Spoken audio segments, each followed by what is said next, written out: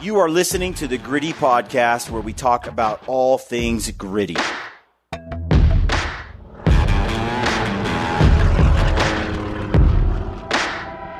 Welcome to the Gritty Podcast. I am your host, Brian Call. I've got Brad Hunt here to my left, and today's podcast is Dan Staton, a.k.a. Elkshape. Yep. And Dan's been a friend for a long time. He's a go-getter, super high energy guy. Really, I love that Dan is Dan, unapologetically Dan. What you see is what you get, and you're going to get every bit of it with Dan. And so it's great to engage with Dan. It's great to have conversations. Dan has his opinions, and I love the work he's doing on his YouTube channel. Mm-hmm. I've been enjoying his short videos on just bow setups, bow shooting, a lot of bow stuff. Tons of bow stuff. So great work over there at Elkshape. He does some Elkshape camps as well, where he gets guys ready for elk hunting, helps them hunt out west, or like weekend seminars, kind of like the Western Hunting Summit that Ryan Lampers does. So great stuff over there with Dan. We had a great conversation, just got into it. It was fun. Dan's a fit dude. He used to own a CrossFit gym.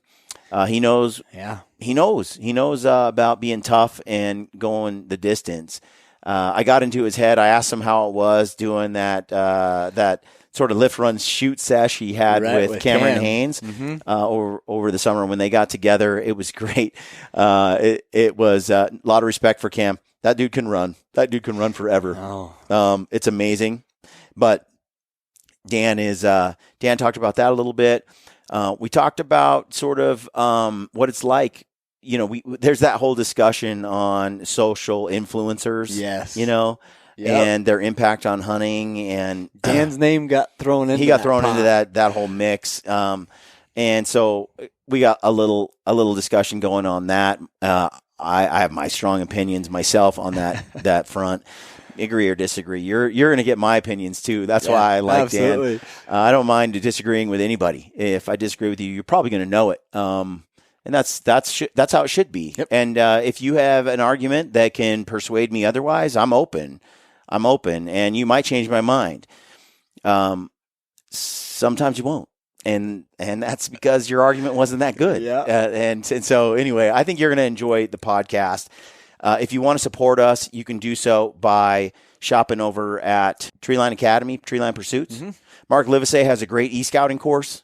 And if you haven't checked that out, you need to. It's an awesome class. That class, it's like 40 hours of instruction.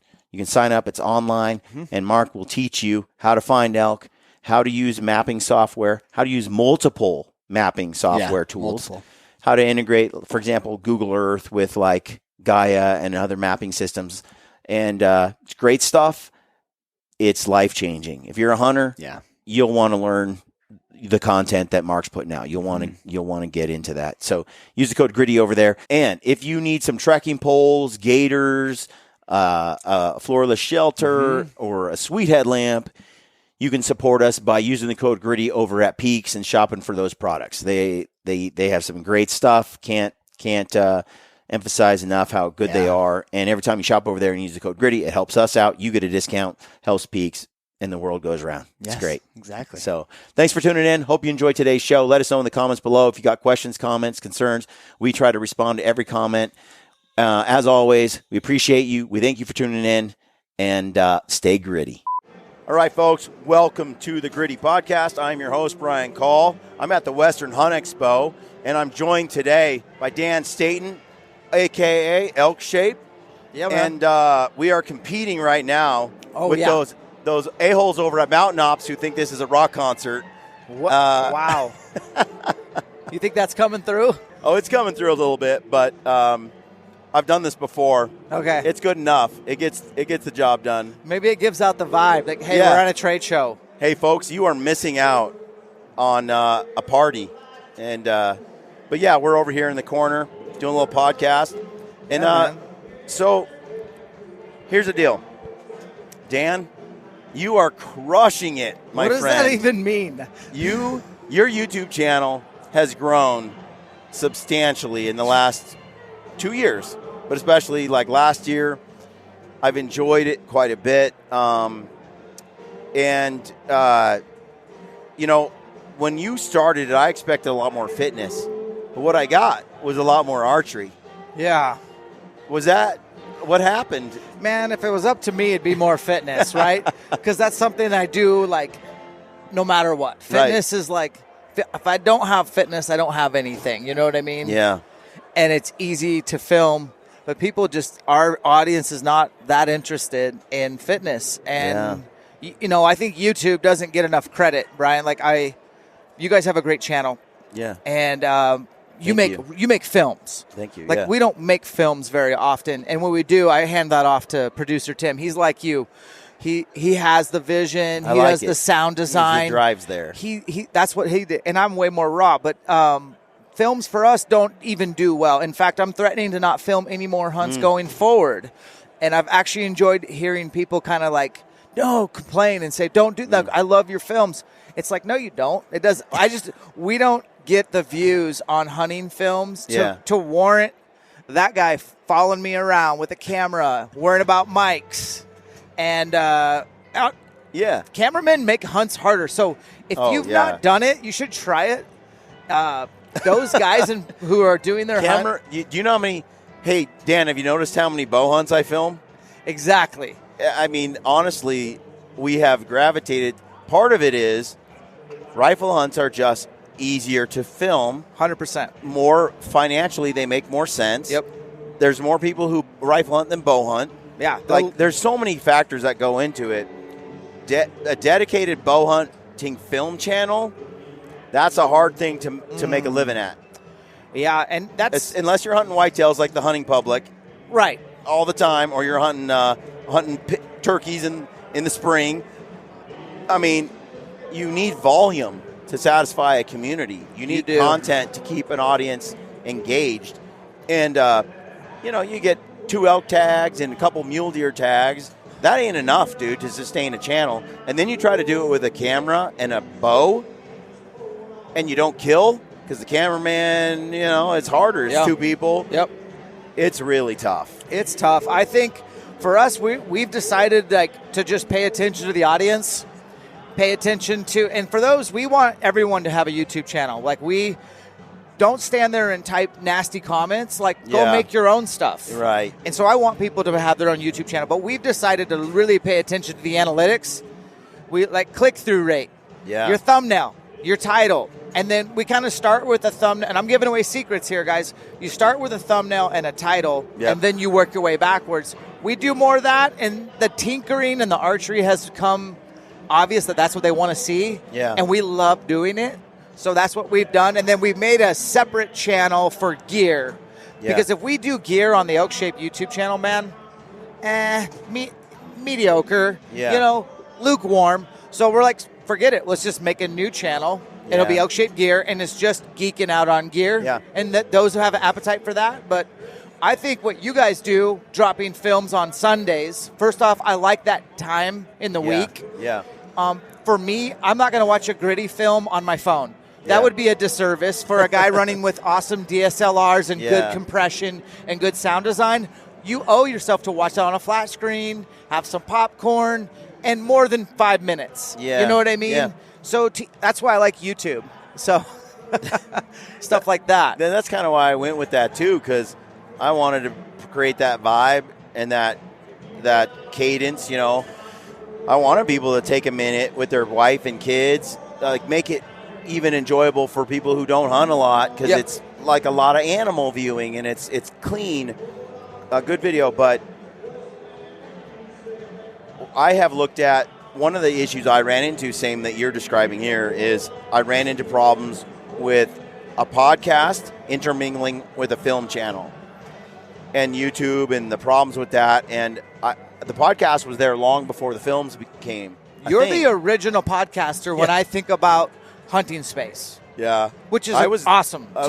I got first to market. No one else can say that. I don't. That's cool. Besides maybe Anthony Dixon, the Full Moon production guys back in the day, if anyone knows what I'm talking about. But you were one of the guys to start a podcast.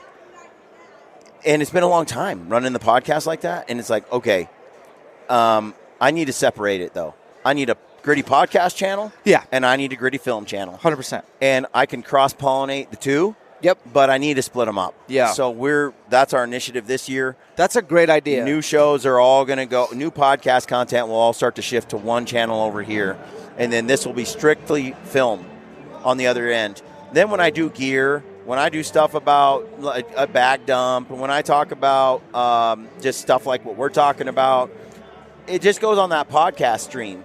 And YouTube, they don't like this mix of the two types of content. No, they will not reward you. No.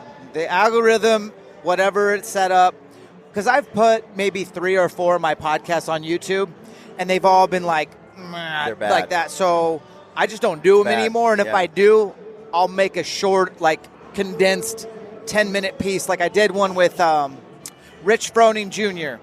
The guy's got almost 2 million followers on Instagram. Yeah. He's won you know who he is, but he's won the CrossFit Games 4 times. He's got a giant YouTube channel and a huge presence. That video did very poorly on YouTube, and it was only a 10-minute snippet of our podcast. Cam Haynes did a podcast with him. That did better, but still, like, there's no love. Yeah. So separating that and then just paying attention to what your audience wants. Obviously, the gritty films are the home runs. Yeah. But you only have a finite number of those, right? Yep. And they're labor intensive. Oh my! Like, how long does it take you to make a film? At least 40 hours. Yeah. At a minimum. And you're never truly satisfied. No. You know what I mean? Like, you want more time on it. And it used to take me 80 hours, 100 hours to do one video. Yeah. I've done it so much now that I'm pretty fast. Faster than most people I know, but it was a passion, right? I did it out of like interest. The numbers didn't make sense at first, but I did it because I wanted to. I'd do it if you didn't pay me. Yeah. And then it got to the point now where I'm proficient enough and the quality and the show is good enough that it is turning good income. But there was a long time there where it's like I'd have made a different choice because it just didn't make sense. There's other things. My podcast has always outperformed my films until about 2 years ago, and then it flipped. And by a wide margin. So video version of the podcast never did well. It's never like, in comparison, it's 10% of what my audio version is. Well, any Tom, Dick, and Harry can now make a podcast with minimal equipment and get it out there. Yeah. It's pretty saturated. Not everybody can go make a hunting film in British Columbia. Yeah. And come back with good footage and tell a story. Yeah. And do it proper. So that's definitely the direction you guys got to keep running. And so now it's like, I love the podcast, and it works well together because people who watch a film and they get into a series, like the Alaska stuff, we kick butt, we kill the moose, we do all that, we come home. People want to know behind the scenes and what did you pack and what happened that didn't get covered in the movie and what raft did you use and all the details, right? Well, I can just do that in a podcast, and then I can couple these things as a package at the same time to go out to complement each other. Then the podcast adds more value because otherwise it's really saturated with a lot of great interviews with a lot of great people. But this is like content specific to the film that people have a piqued interest in. And so it really does work great. I've enjoyed that. On your end, though, I'm like, you bring something to the table about like comparing some bow sights, comparing an arrow rest or different broadheads, and I can quickly consume something that just made me a little bit smarter, gave me a little more piece of something that's really useful. And there's a skill in creating those 10, 20-minute YouTube short films that keep it entertaining, enjoyable, and teach me something of value. And you've just nailed it. I've wanted to do that for years because I could see like the podcast part isn't that powerful for me, the video version of the podcast. Right. And I'm like, man, I would love to take parts of that podcast and turn it into something, but it is its own labor-intensive project to do it right. And I just don't have the bandwidth to do it like that. So I've been admiring from afar. And I think you're doing a great job. I love it. What would you say is as you quit your job and kind of went full-time Elkshape. Yeah. A lot of guys want to do that. They want to make hunting their life, their living and stuff. Yeah.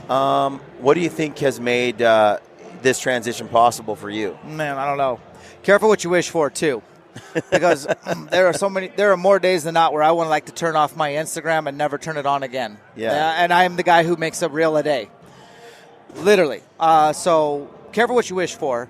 If you could, I would always advise folks to get really wealthy doing something besides hunting, and then go spend your free time and money on hunts. Yeah. With no cameraman and no photos to edit when you're done, and just go enjoy it. But, I came in the hunting industry in 2006. It's the first archery trade show I went to, and back in those days, I tried to secure writing gigs. So articles, I got a column in Bowhunter magazine, probably when I didn't deserve one, honestly. I didn't have enough experience. Yeah. And I just kept one foot in the hunting space since 2006, doing little things like starting Train to Hunt with Kenton, and I started Elkshape in 2013. But I'll be honest, man, about 2019, I had my CrossFit gym for 11, almost 12 years, and I needed something different, and I had done enough Elkshape things.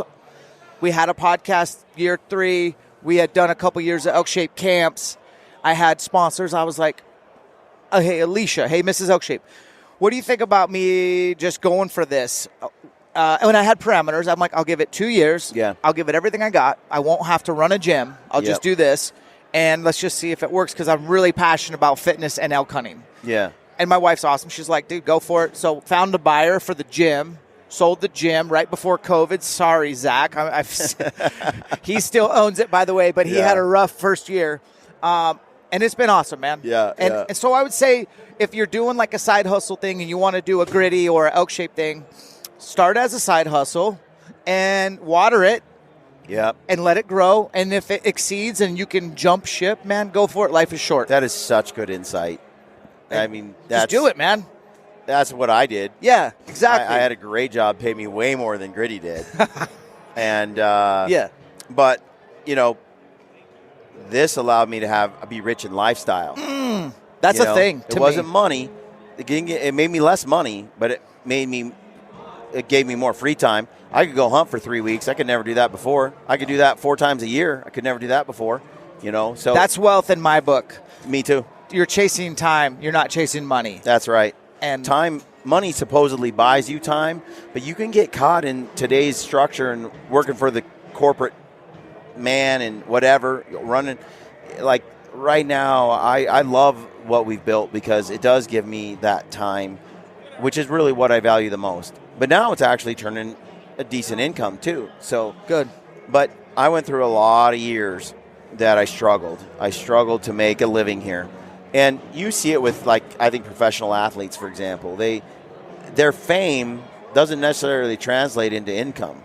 No doubt. You can have a lot of likes and follows and fans, but if you don't structure a business behind it, it can't pay your bills. And then you got to quit and go back to the old thing. And that doesn't make anybody happy because the fans like what you do. They want you to keep doing it. They learn you've changed something about them. You help them do something they could never do before.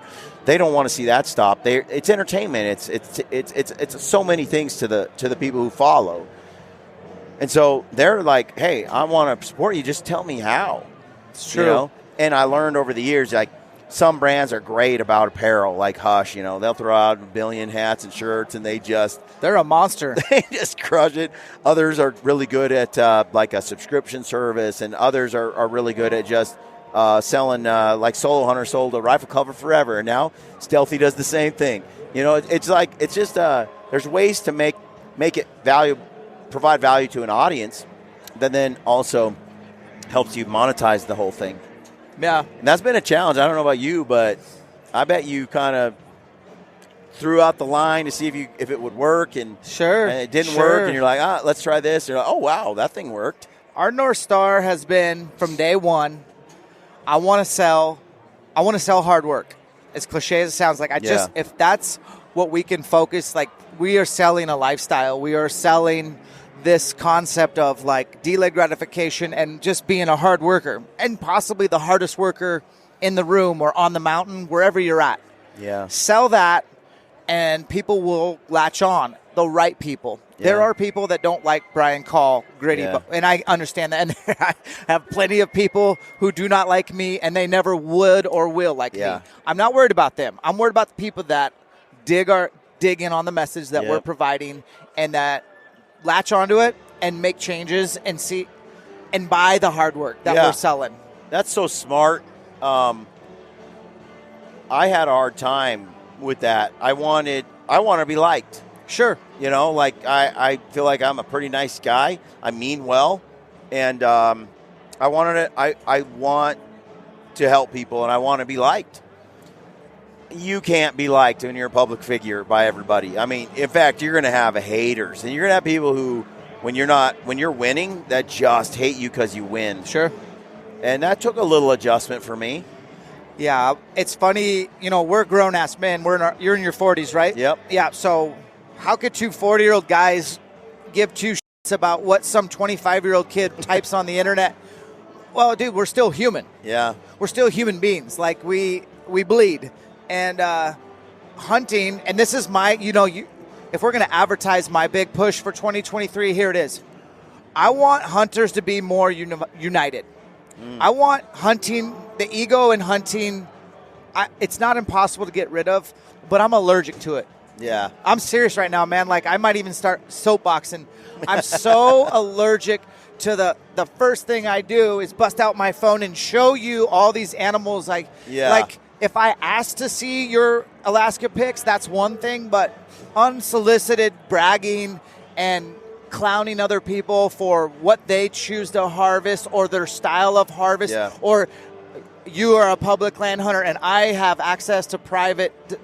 There's no, I hate that stuff, man. And so I feel like that's what I'm focused on 23 is united, not divided, and check your ego. Like, it's too much. It's been going on for too long, and that's my campaign, man. You could do that across social media and culture, period. Sure. Right? Like, seems like social media broke the brains of everybody.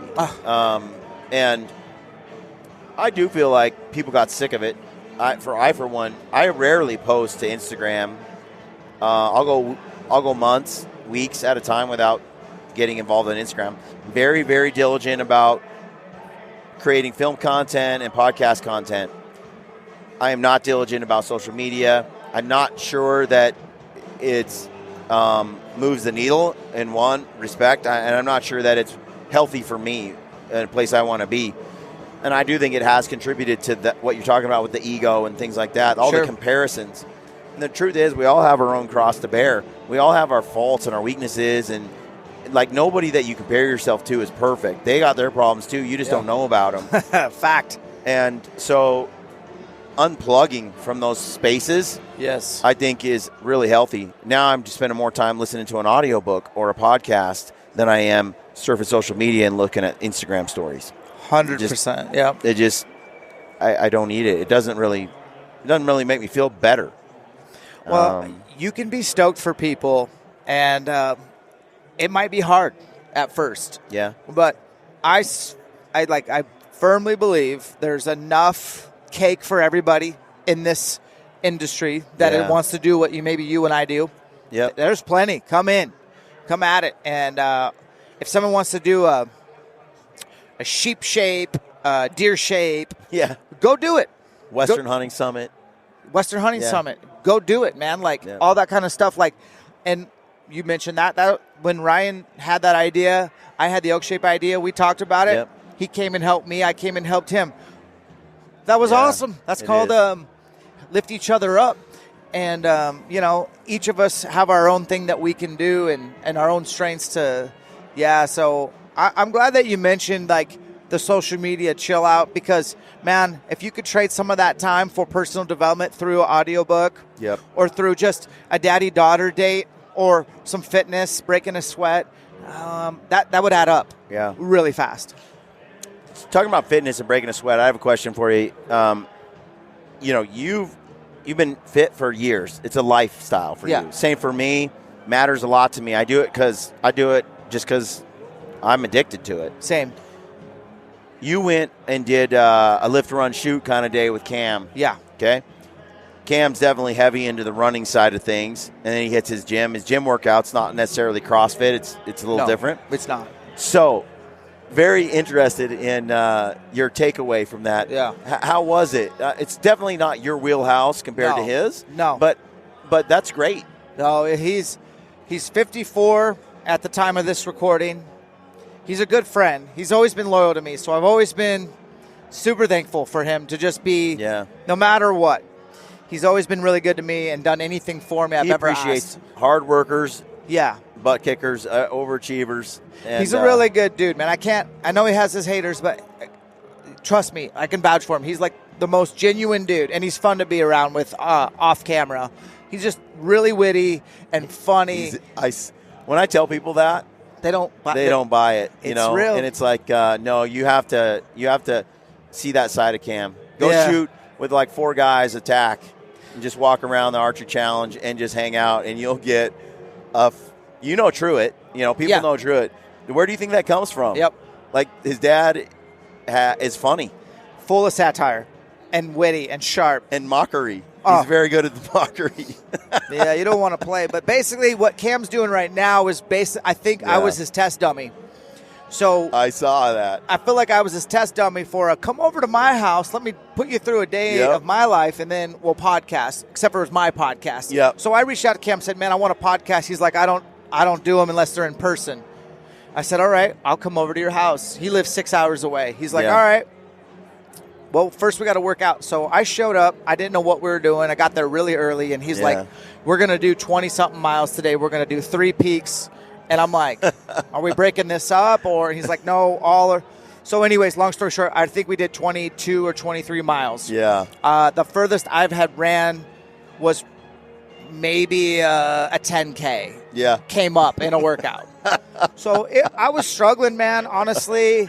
Towards the end, I literally told him, I don't want to talk anymore. Like, he would try to talk. I'm like, I just don't want to talk. Just if you need to go, tell me where we're going. I don't want to talk anymore. I just want to run. So we did that. My camera guy, Jake, did awesome. He did all 22 miles with camera gear. So shout out to him. Dang. Producer Tim was there.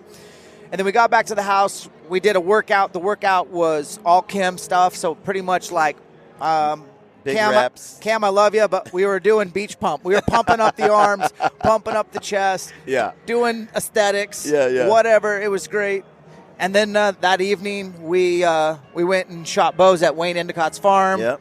And there was no warm-ups. It was like he had a spot where he always parks.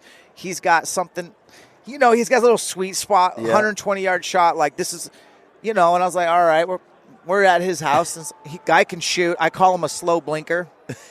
You know what I mean? He's just, you know what I mean? He's not me. He's not high energy in your face. He's just mellow and chill and just... Yeah. Phenomenal archer. And then we did the podcast, and that was a wrap. And truly thankful. It was a fun experience. Yeah. So. Yeah, not my idea of that kind of running and all that kind of stuff. That's brutal. I think I've run. What's the longest I've run? Yeah. What is the longest? 17 miles, I think. That's plenty. I mean, if you do 17, you can go a little more if you wanted to. The furthest I'd done was like a Spartan Beast. Mm-hmm. I usually do the Montana one every year, and it's 13 miles. It's pretty good. Hey, you want to join us, Ryan? I don't love running per se, but I'll do it. Yeah.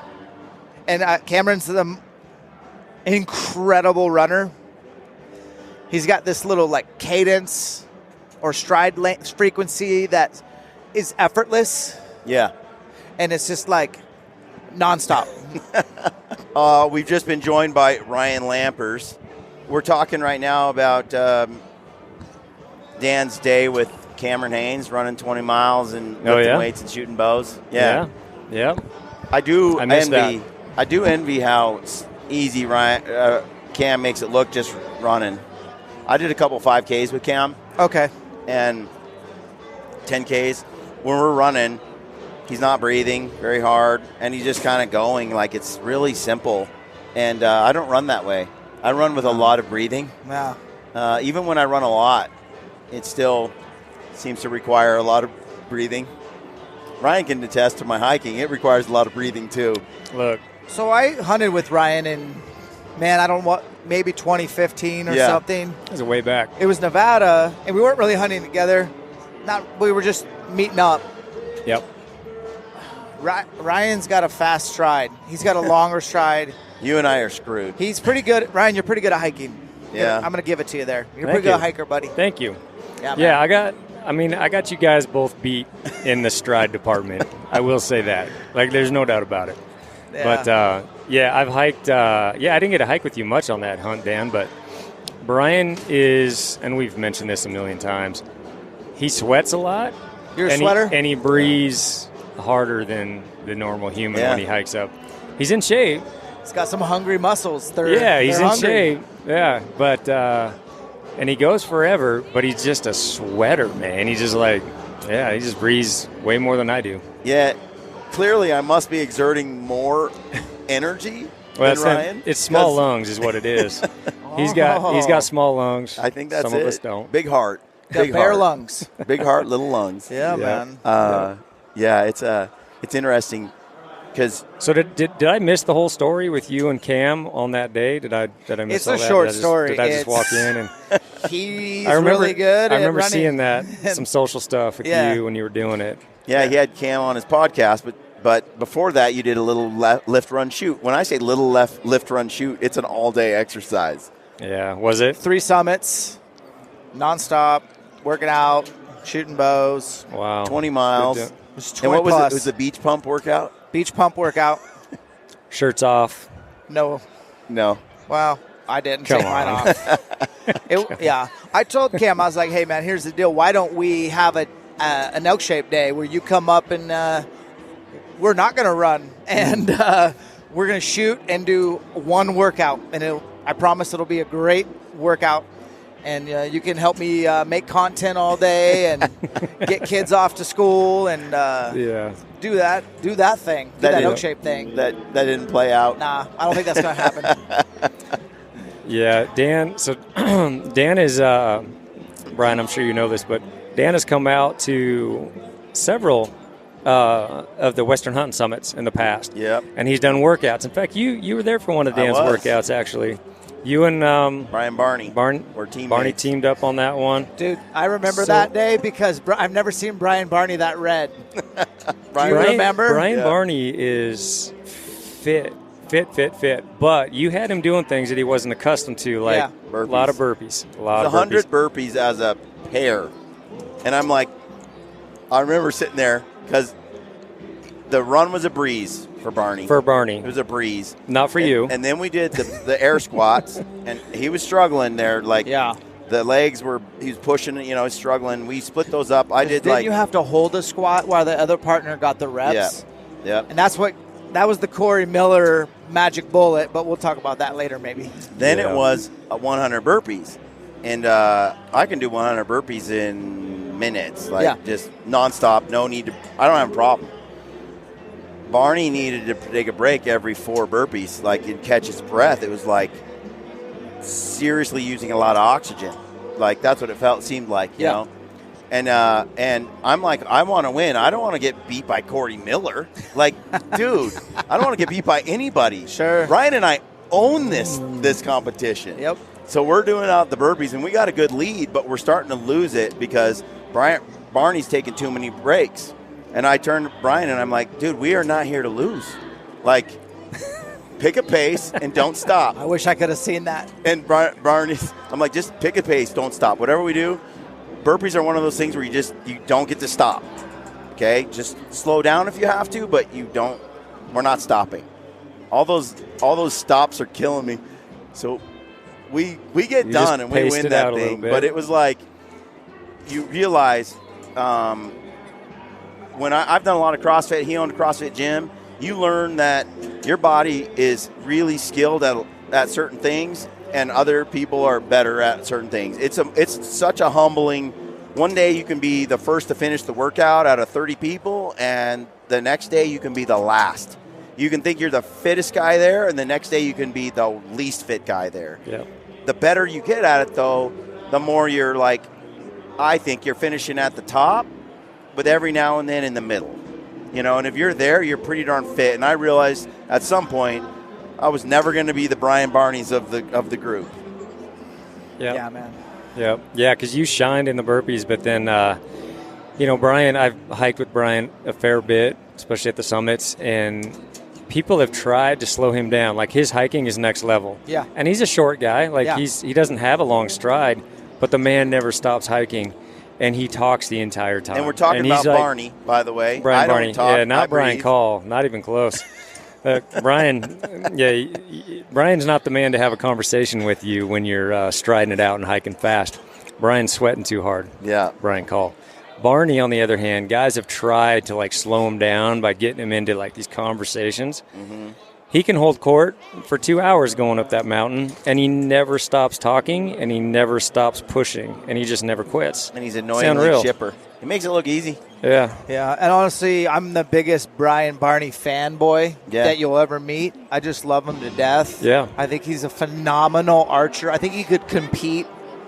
Yes. Legitimately compete at archery. That's how good he is. He knows how to work on his own equipment, tune a bow. Yep. If you watch his shot execution, it's pretty much flawless.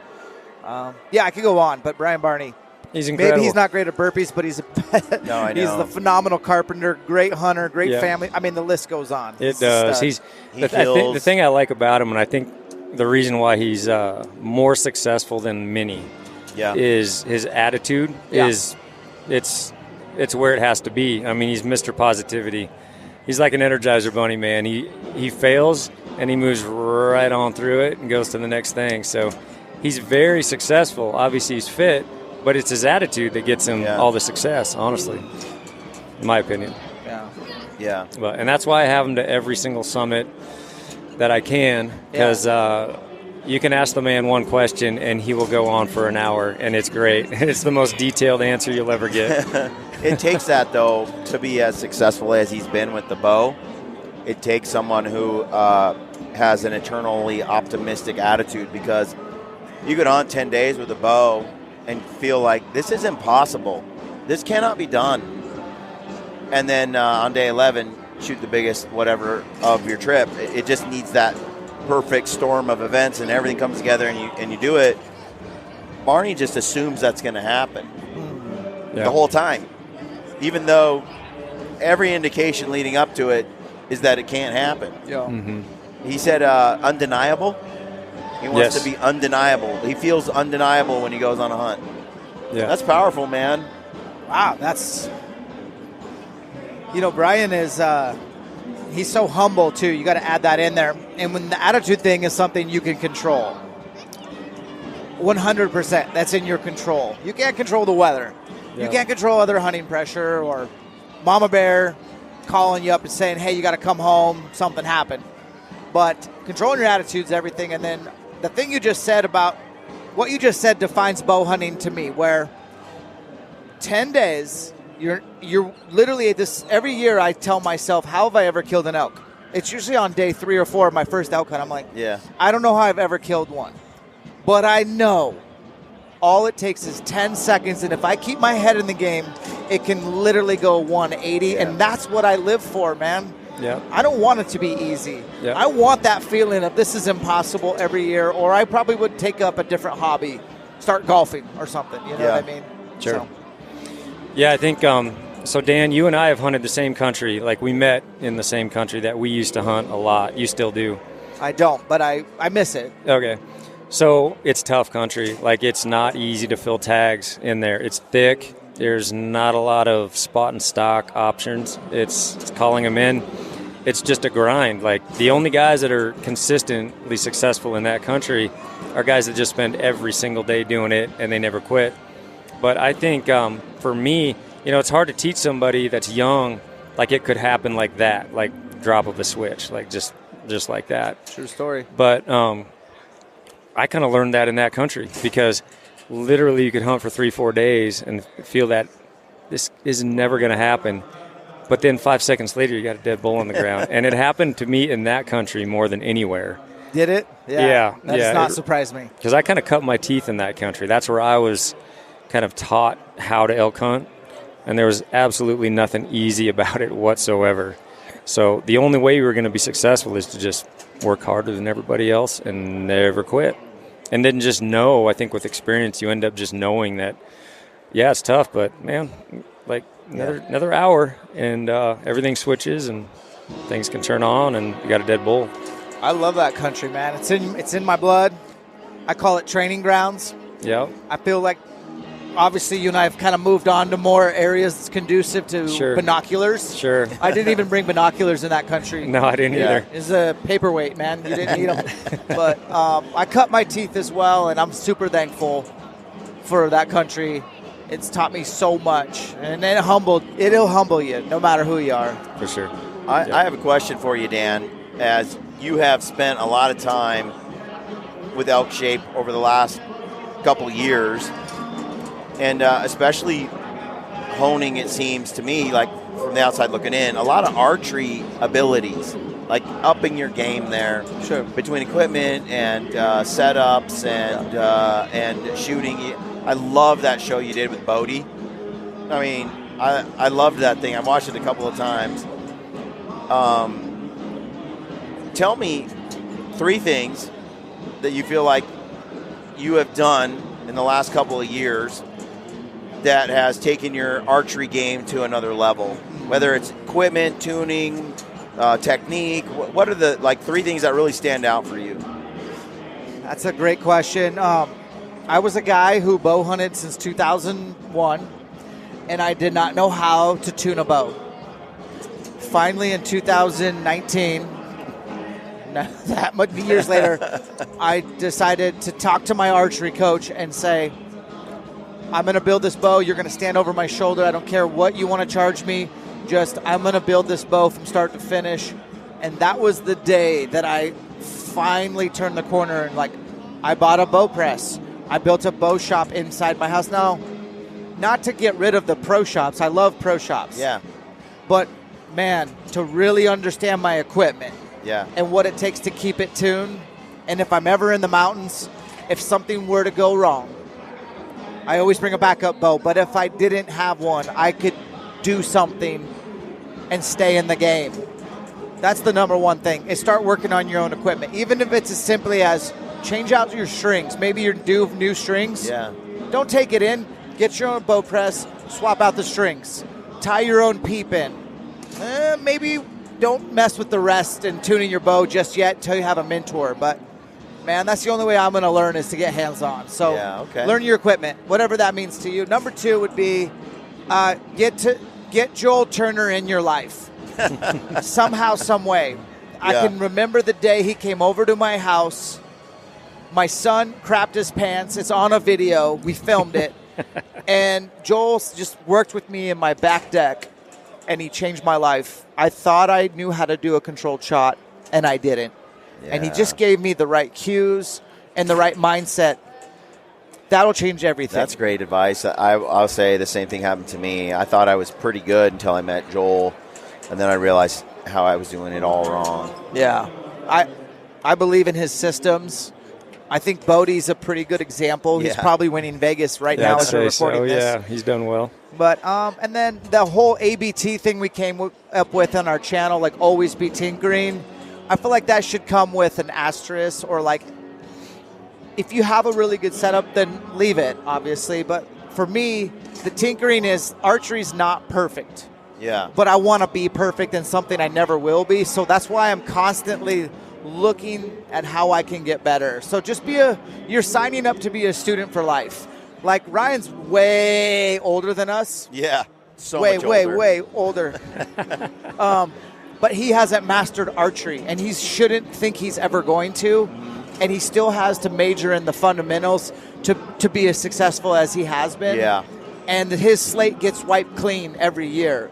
So I don't care what you did in 2022. It was a great year. You always have great years, but you're back to the beginning. You still need to spend your time on the fundamentals, and I love that. Yeah, that's great. Yeah, I feel like just because you had a great year archery, in one period, you're only as good as your last kill. You're only as good as all that work you're still putting in. You just don't get to ride those accomplishments, they go away. It's all got to start over. And you've had a lot of animals on the ground, and you're very humble about it, but I've never heard you talk about it. How paranoid are you every year and it starts over that you're going to be stealthy, when the moment of truth? It's every hunt. It's every year. It's always starting over. You never expect to be successful. I think we all know this. We've all been humble. It doesn't matter. Like you said, Dan, I mean, you nailed it. You could feel like you've accomplished everything. You filled all tags in 2022. 2023, you could be humbled very quickly. Yeah. And, Brian and I, we've hunted together for a while. We've done some great hunts. We've hunted areas that we've figured, like, man, we've really figured this out. Like, we really know this. And then we'll go back, and it will, as soon as we think that, like, something in the universe smacks you in the face, and it brings you back to reality. Like, we needed to change something. We needed to do something different. So it puts us right back to square one and working harder. So I kind of like it when we have a real tough hunt every once in a while to kind of bring you back to reality. Yeah. And Brian and I have experienced that. This year, we had some tough hunts, real tough hunts. Since we started hunting together, this was our toughest year. Also, our most glorious in some ways, too. Sure. Like we had some good hunts ones that were off the charts, and we had some that were kind of abject failures. Like just really. But I love it because, like, these areas that beat us this year, yeah, we're going right back next year. Hell yes, you are. Because you hate to fail, you hate to lose. So we're going back kind of like with a vengeance, right? We want to prove that we can do it in this spot. Like, we can figure it out again. But we have to change stuff. We gotta make it work. And so, yeah, I think going into the season every year, I don't feel like I'm going to fill every tag. But you have to work hard at it every season, every hunt.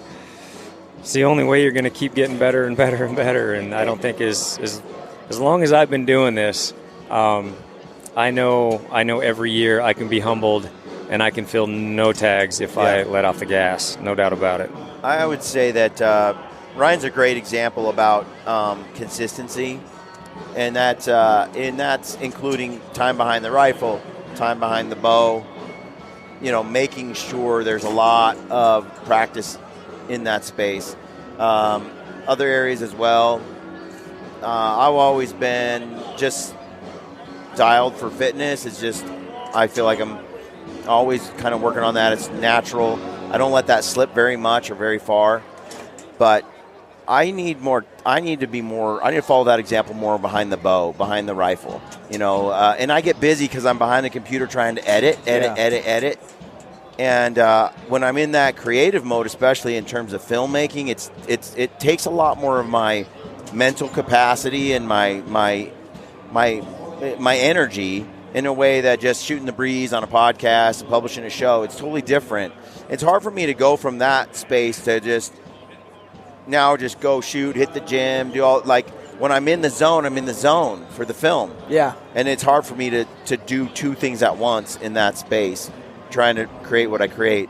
And so I have to be very disciplined about putting that to the side, doing the stuff that matters to me, the fitness and the shooting and the scouting and all that, but then coming back and going, okay, now time to tackle the creative and get your head back here. And I feel like I've gotten better at it every year, but it is my challenge. It's my challenge to go from the office to the shooting and the practice and the time over there. Like, they're always competing with each other. It's like different. It's hard for me. That's my weakness. Yeah. And so when Brian Barney says, I make myself undeniable. I shoot that bow so much in so many tournaments and in so many places. Like, when I walk out, I know I'm going to kill. I can't say I'm not undeniable with the bow. I could say this, I'm undeniable with the camera. Like, I can get the shots and I can bring it home and I can deliver the end product, but I want to be undeniable at both. Yeah. And that means getting that balance and putting in that time. Good news is I love all of it. So it's like, what a great life to be living. What a great job to have. What a great challenge to be undertaking, you know? Yeah, I think the filmmaking, if you don't edit and if you're not into it, it's hard to relate what he's saying to. But for me, like, I edit majority of my hours of the day. I'm always editing something. Yeah. YouTube, your reels, podcasts, photos. I'm always at a computer editing, and I love it, man. But I have a hard stop, and it's 3 o'clock. Like, I have a hard stop no matter where I'm at. Save, walk away. Yeah. And then I go shoot. It could be 5 arrows. Yeah. I could if I'm having a really bad day, I might be shooting for an hour trying to figure out what's going on. And then I work out, and then it's dinner with the family. And it's been hard to create that good routine, but I'm just trying to advertise. Like, that's still my hard stop, man. Yeah. I have a hard stop. It's somewhere between 3 p.m. and 3 a.m. Oh, God. Somewhere in there. I feel you, man. And then back up again. Like, literally, I that's a hard part for me. Only in films. Only in the film space. And so that's where I do, okay, I'm going to do the next 5 Sundays, and other things are going to slip. Yeah. But when those 5 Sundays are all done, I got 5 more Sundays to now just hit the gym, shoot the bow, do the things, get the prep, and I've got my schedule such. But I can't afford to go a full 5 Sundays only film. Like, I gotta blend it. But I definitely in that production window, I give myself a little more leeway on that space. But then once I can table it, I can go all in on the other and get myself up where I want to be. And it goes in cycles. That's how I work. That's me. That's what works. How's Ryan's editing coming? Ryan, you had to go there, didn't you, Dan? Ryan brings other things to the table. Yeah. Nah. Well, I see you. Yeah, thanks. I see who's doing the heavy lifting. Yeah, man. I appreciate that. I know how that feels. No, I would say this, like, as we have teamed up and done so much together, Ryan brings so much to the table that I don't bring, and I bring the other half. That's good. And we don't keep score a whole bunch, because what's the point? You know, we both have a goal, and we both want to get there, and we just trust the other one's going to bring their half to the table. It's not like Ryan's slacking. It's not like I'm slacking, but we have different jobs. Yeah, and different strengths and weaknesses. I realized the best thing I ever did was hire a guy to help me with the YouTube channel who's artistic and hip, and he dresses cool, and he knows more about cameras, and I thought I knew a lot, and I don't. And he challenges me on my editing, and if you plan on doing, like, the whole theme of this podcast has been to basically just go for it. If you want to do what we do, just go for it. Yeah. But I certainly had a low ceiling, and the only way to raise the ceiling was to have more guys help. Yeah. And get a team. That's a challenge, though. It is hard. To scale. You know, to scale and to start paying somebody. Yeah. It's like, whoa, that was tough. But I got Brad who came on board, and it's been a night and day change as well. We've grown dramatically since the day he started. Oh, yeah. You can duplicate yourself, and hopefully they bring in things that you didn't think about, different angles and stuff like that, which is huge. So, like, my team is all, like, I definitely got a younger guy who knows things about social media that I don't know. Yeah. Like, he'll tell me ideas for videos, and I'm like, I don't even know what you're talking about. He's referencing some I don't have TikTok. I'm sorry. Whereas, and then I got these other guys, just different age groups. They have different strengths, and, you know, it's cool. And if we can bring them with us and grow together, it's pretty cool. But I wanted to mention clocking out when you're self-employed. Yeah. I'd love to hear your guys' advice to me. It is hard to clock out when you're self-employed. It's Saturday. I could do a bunch of shit. There's always something to do when it comes to my business. When do you clock out? You know, are you guys good at balancing that? I'd like to think I'm pretty good at balancing it. You know, I've got a little bit different job for sure. I'm not doing what you guys are doing. You know, I've got a product company and an event company and things like that. Now, I'm sure, you know, Dan, you do as well. but it's different. I get to spend a lot of time with my family, which is great, and it's always where I've wanted to be. I'm not going to say I'm the best at clocking out. You know, I wish I was better. I think we can all get better. You know, just as far as like looking at the phone, checking emails, you know, looking at social every once in a while. Ryan, I wish there was a hard stop, but me and Hill both, like Hillary and I talk about this a lot, and we definitely need to be a little more structured, because she's the same way. You know, she sees patients all day, 4 days a week, but she'll bring that work home with her, and it's tough to just walk away from it. So it's something we've talked about a lot, just going into 2023 is being a lot better. And we try to be really present for our kids, and I feel like we do a good job at it, but I still feel like we need to knock off a little bit of like end-of-day type work-related materials, because we do often work till 9, 10 o'clock at night. And it could probably wait, right? Probably wait. It Just could get up probably be there for you earlier in the next morning Yeah. and do it for sure. And we've tried that, Yeah. and it's always better. It feels better when you clock out at 6 and come back to it the next morning for sure. Yeah. But with a product company, we often find ourselves like working to the wee hours sometimes. We can get better for sure. Yeah. I would say that I'm supposed to be the extroverted one, and Ryan's supposed to be the introverted one, but he is much more social than I am nowadays. I think he talks to more people in the industry. He exchanges emails, conversations, text messages, shares photos, is social. I don't talk to hardly anybody except Ryan. People want to get a hold of me, they talk to Brad, or they talk to Ryan. I've really, strangely, as I've progressed here and done this, I've found myself more and more of a private person than I used to be. Totally opposite. When we first met, I was like all about that, and I'm not sure why. I like it. It just happened. I like it, man. And I let it go. And Ryan, on the other hand, he's blossomed. Like, he's out there and he spends more time doing. And I'm glad he is, because it helps. He's like, hey, so-and-so needs to talk to you, which they probably wouldn't have got a hold of me without him. So that's helpful. Yeah. I would say him turning that off, he has so many people that want to ask him a question, so many people that want to get in touch with him, and he's made himself so accessible because he wants to help people. Yeah.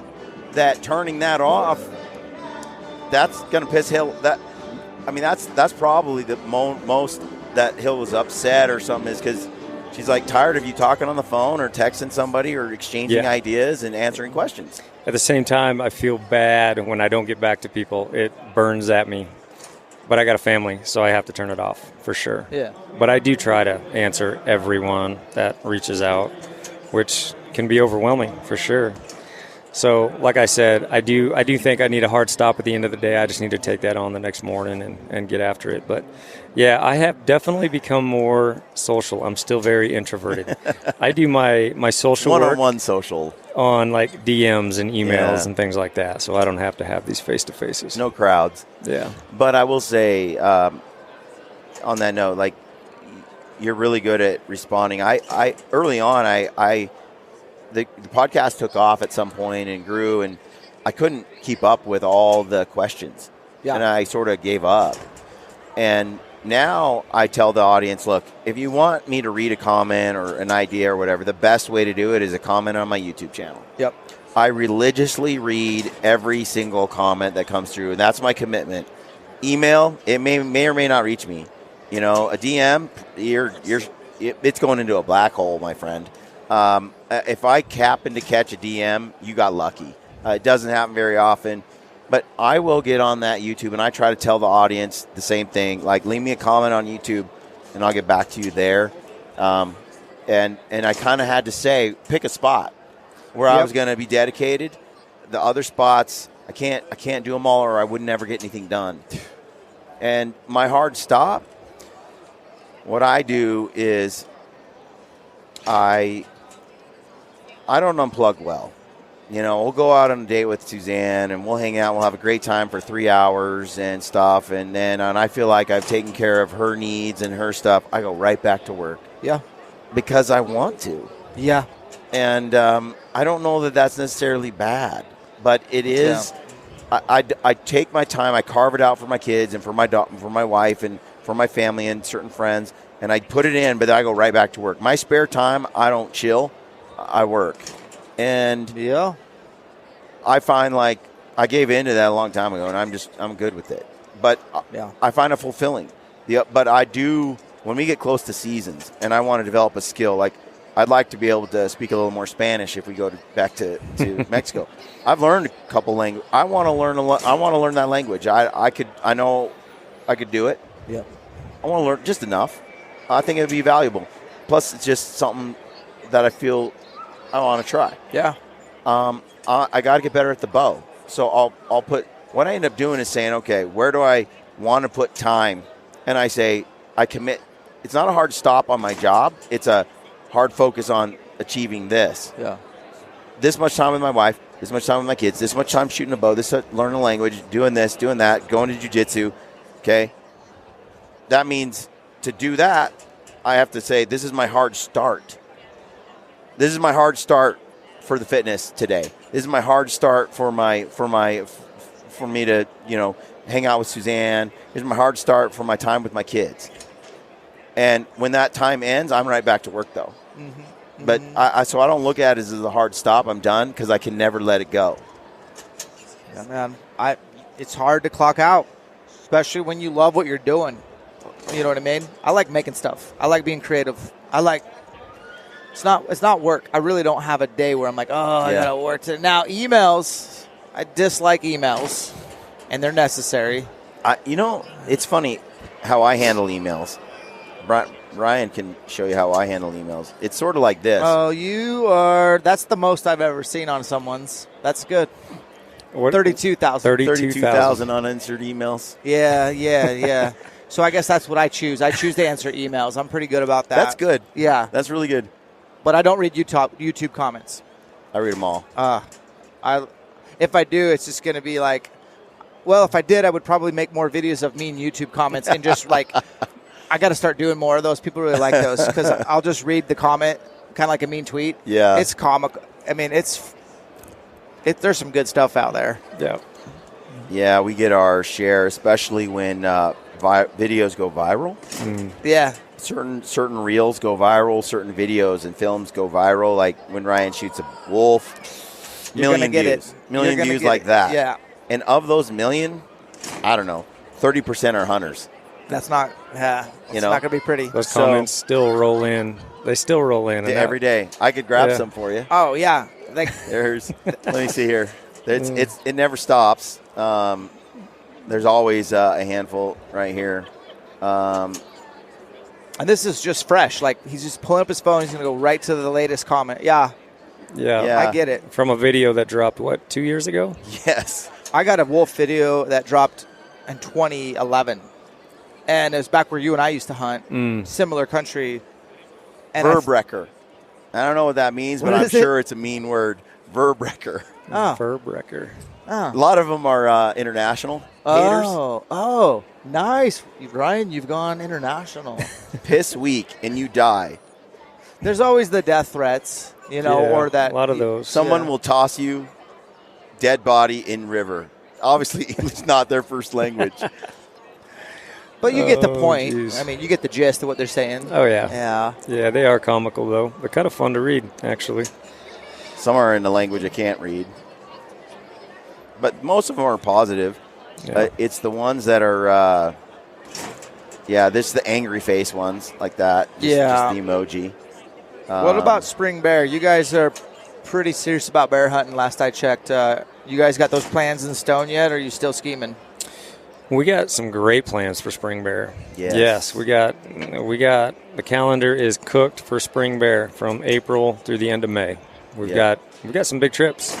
Good. Yeah, I'm excited for this year. It's the best, honestly. It's going to be epic. It's hard to beat the spring. Yeah. Spring has become I ran into a bunch of people on this weekend, and they came up to us and they said, came to me and they were like, hey, I don't even hunt elk anymore. I don't even hunt bear. Spring bear is my jam. Like, I just get multiple tags and I spend the whole spring hunting. I look forward to it. It's my favorite thing now. I pretty much just focus on bears. Yeah. Oh, we better stop talking about it. I've seen that too. I love hearing that because And there's a whole new crop of spring bear guys, no doubt about it. Like they're getting serious about it. But it's one of my favorite hunts, honestly. Yeah. Like you're gonna love this, Dan. It trumps elk for me. Mule deer. I understand. Spring bear. Just bear in general. To me, it's the time of year, man. I love watching the mountains come to life. Yeah. Straight up. Yeah. And then, honestly, if you bear hunt a lot, which we probably all do, I don't even know how many days we have combined last year. Yeah. Safely say 60, 70. I don't know how many. But I watch the mountains year after year. I watch it from when you're just finding the first grass to where you're still hunting bears, and it's like there's food everywhere, and you don't know where you're going to find them. Exactly. I live for that, man. Yep, I love it. And it's the fastest paced / slowest paced hunt ever. You can sit in glass all day in one spot, all day, and then finally bear 30, and there he is. Yep. And good luck. You got to go cover 2 miles. Goes 0 to 90 just like that. It's sick, man. Yep. Yeah, absolutely. I think people are excited about. I also think that the struggle to get elk tags is real. It is for a lot of people, and they're like, "Hey, I can't get that elk tag I want. I can't get that." There's a lot of pressure, let's say, too. And bear hunting has been more fruitful in a way. So they use up some vacation there, and they have a big adventure doing that because the ground is fertile to go do that, and it's real competitive on the other side. And if you can get as much enjoyment out of this real fertile space, I just see a lot of guys going, man, value for what I'm doing is pretty high over here. Yeah, and they're putting their time there. Yeah, I talked to maybe 5 or 6 different groups of young gentlemen just at this show here in the last couple days that they go right into their bear trips. Like they got excited about it and they just started hunting bears. But they've all got a cool story, whether it was last year or the year before. And they're just excited about it as the best, most epic elk trip, deer trip. These guys are hooked. And they just love getting out into some of these wild places chasing bears, man. It's cool. It's kind of taken over a lot of these young hunters that are just up and coming and just getting into it.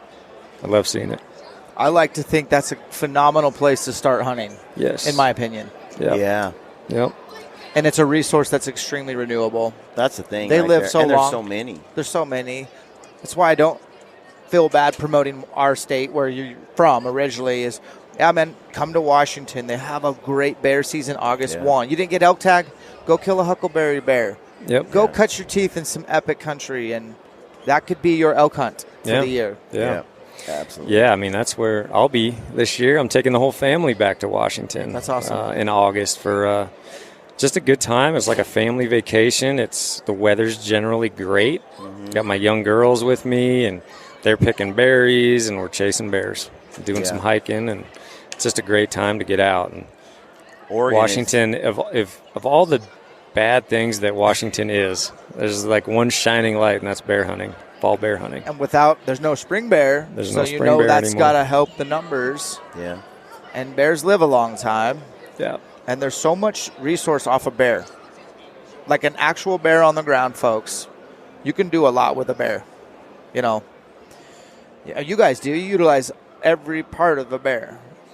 It doesn't get talked about enough. We've mentioned bear meat. We've done canning videos. We've talked about all the ways to cook them. I mean, it's our favorite meat. It still is. Even with elk and antelope's pretty hard to beat too. But elk and deer and all these other things, bear meat, something about it. We've lately been, sous vide isn't anything new, but we've been lately the family's been pulling out these bear roasts and doing the sous vide thing. Getting it up to temp and. We're actually not even going to 160. We're going to 150 on it and letting it ride for 4 hours. And when you let it ride for that long, you're killing the trick. And then we're just torching the crap out of it and searing the edges and crisping it. It's a great way to cook bear. It doesn't dry it out at all. No dry. When you sous vide. Yeah, it's a great way to do bear. Yeah. It's kind of like it's canned, but it's like just the most perfect steaks ever. And it's delicious. Yeah, it's such an underrated game animal. But we're doing our best to increase its value. There's a lot of people who complain about I did a podcast with Brady Miller, and we're talking about, tags and getting tags and trying to use the GOHUNT tool to, like, insider to research and find stuff to buy a tag. And you get a lot of people who are like, man, you guys are ruining hunting. You just told all these people how to hunt, and you're getting them better at it and giving them knowledge on how to do it. And it's like, yeah, we are. Because I don't want to be selfish about that resource, because I want more and more people to do it, because we need numbers to make sure that we get to keep the resource, that they don't ban the opportunity to go do it.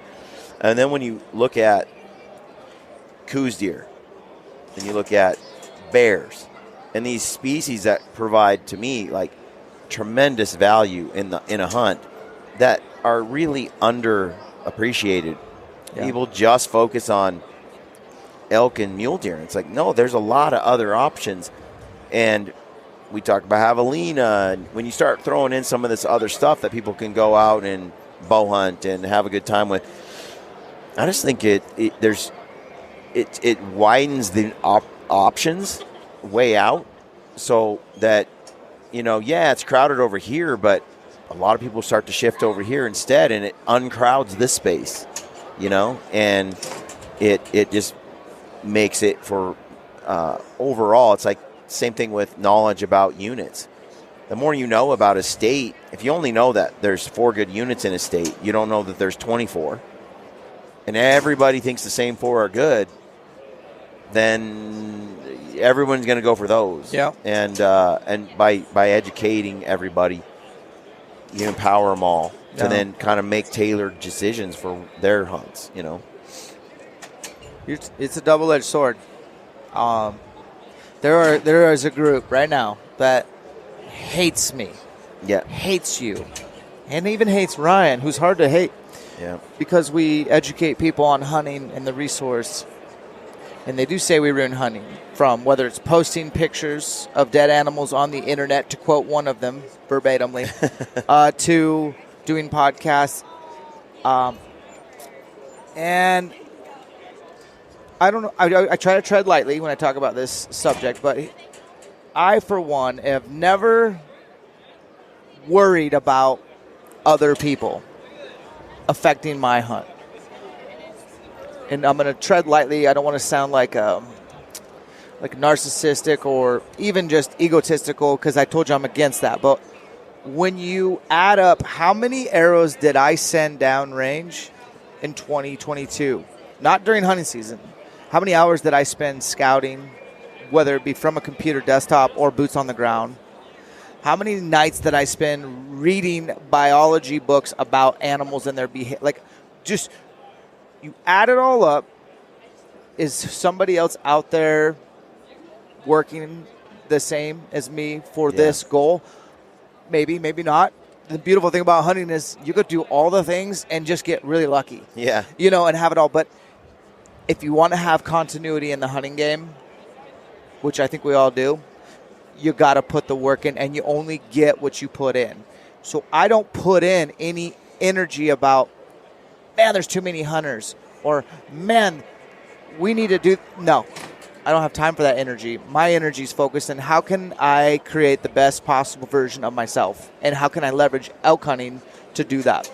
Same message, hasn't changed, and I'm going to bring people with me. I'm going to lift them up, and somebody showed me all this stuff.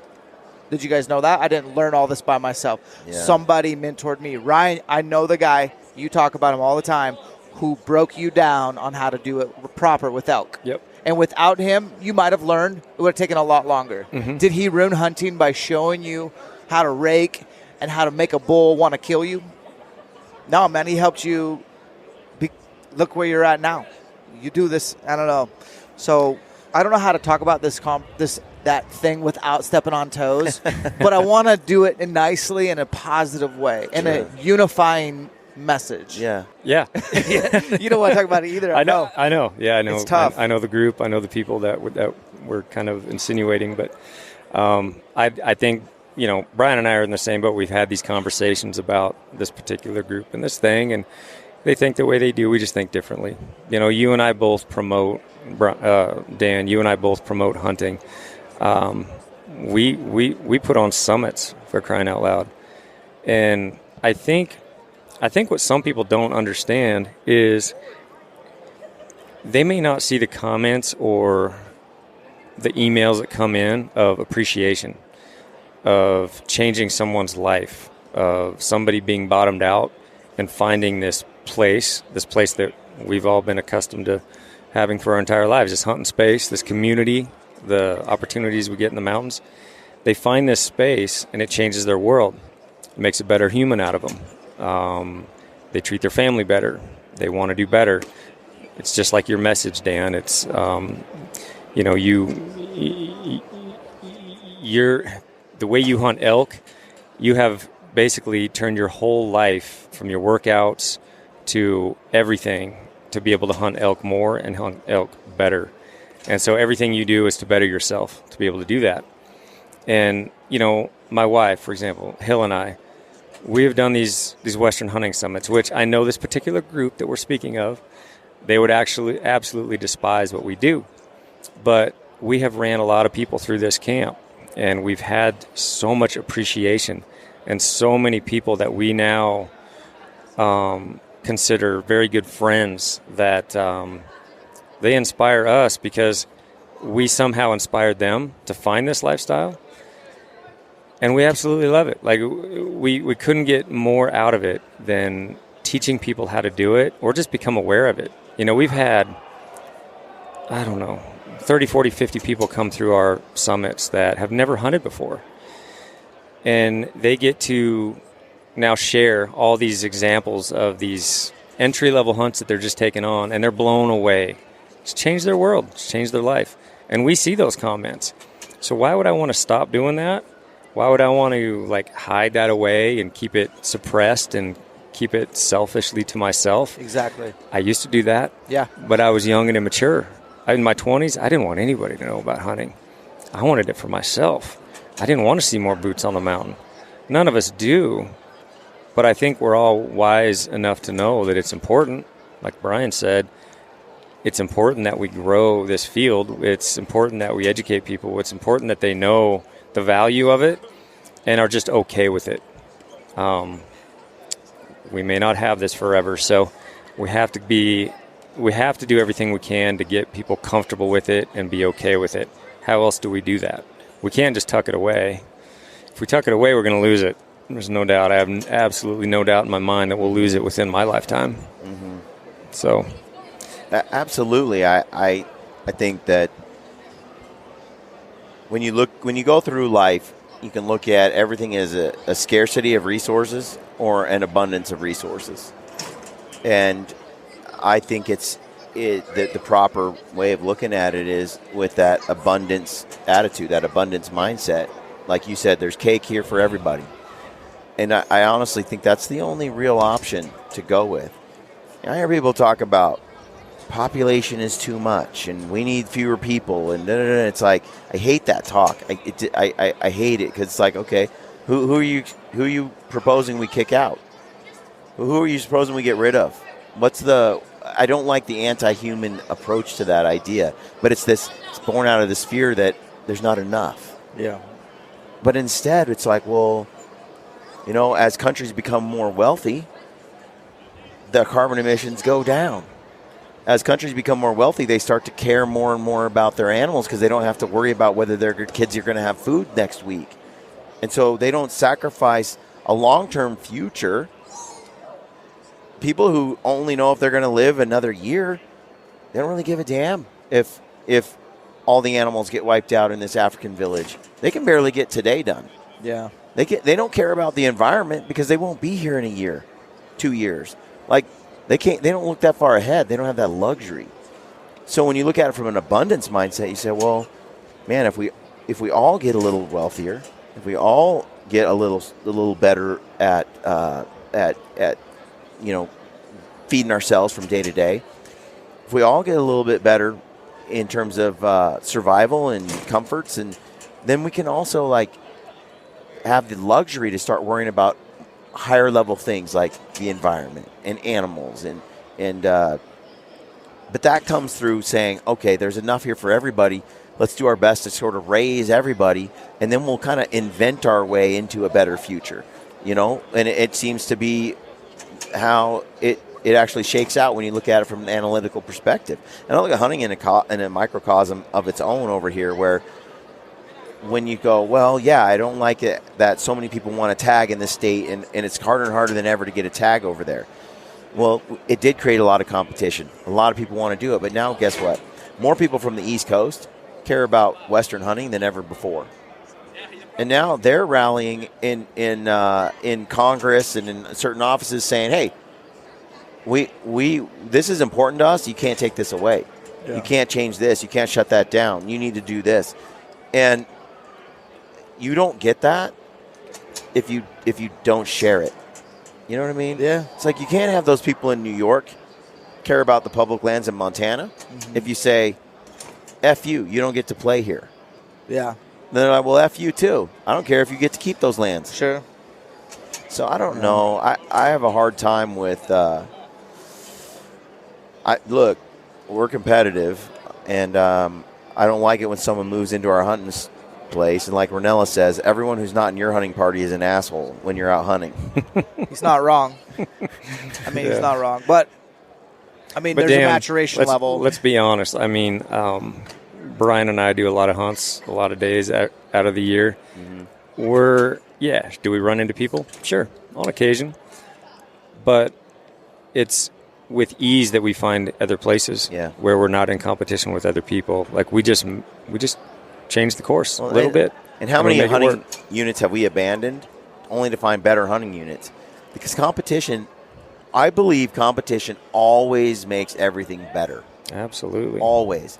I wouldn't be where I'm at, and I wouldn't have bothered with films if the podcast space wasn't so competitive. Sure. I wouldn't have bothered. And I wouldn't bother with a lot of things if competition didn't force me. Love it. Yep. And so when tags get tough to get, you learn. You're forced to.